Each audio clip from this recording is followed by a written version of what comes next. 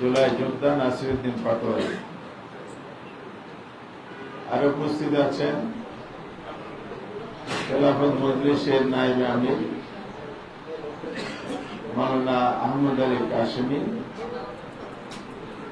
উপস্থিত আছেন এলডিপির ভারপ্রাপ্ত মহাসচিব বিল্লাল মিয়াজি, নিজাম ইসলামী পার্টির সিনিয়র নায়েবে আমির মাওলানা আব্দুল মাজেদ আতাহারি, বাংলাদেশ খেলাফত মজলিসের সম্মানিত যুগ্ম মহাসচিব মাওলানা ওয়াজেদ হোসেন মিয়াজি, আমার বাংলাদেশ এবি পার্টির joint secretary advocate Rana Abdullah Al Mahmud, জাকবার মহাসচিব অধ্যাপক ইকবাল হোসেন।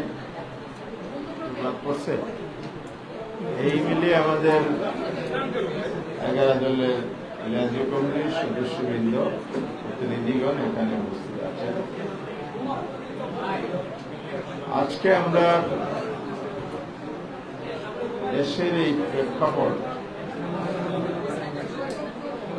দীর্ঘদিন যেটা আমরা অতিক্রম করে এসেছি, 17 বছরের যে কর্তৃত্ববাদী শাসন ব্যবস্থা, জুলাই অভ্যুত্থানের মধ্য দিয়ে ফ্যাসিবাদী আমলে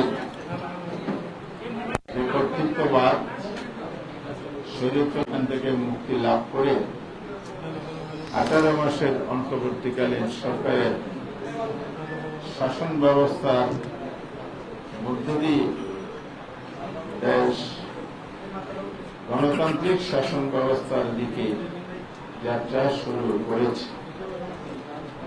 সেটা প্রাতিষ্ঠানিক রূপ বা নির্বাচিত জনপ্রতিনিধিদের মাধ্যমে দেশ পরিচালনার যে সাংবিধানিক পদ্ধতি আছে, সে অনুযায়ী 12 ফেব্রুয়ারি নির্বাচন অনুষ্ঠিত হয়, যাতে আশা করেছিল একটা সুষ্ঠু নির্বাচনের মধ্য দিয়েই আমরা সংসদীয় গণতন্ত্রের এই যাত্রাটাকে পরিণত লাভ করতে পারব।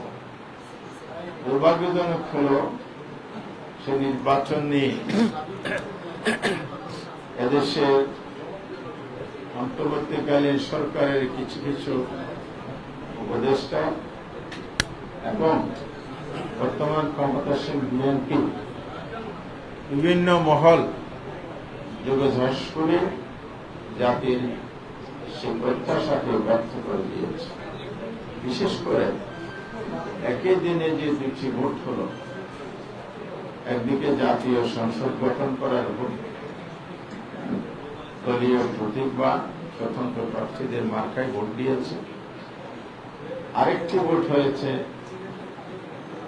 বাংলাদেশের জনগণের যে আকাঙ্ক্ষা, প্রত্যাশা, ঐক্যমত্য কমিশনের মাধ্যমে যে জুলাই সনদ প্রণয়ন হয়েছে, সেখানে যে 48টি বিষয়ে যে সাংবিধানিক সংস্কার, সেই সংস্কারগুলোর উপর গণভোট অনুষ্ঠিত হয়। বিশেষ করে সংস্কারের উপর যে আদেশ জারি হয়, সে আদেশের উপর গণভোট। এই গণভোটের মূল প্রতিপাদ্য যেটা ছিল, এটা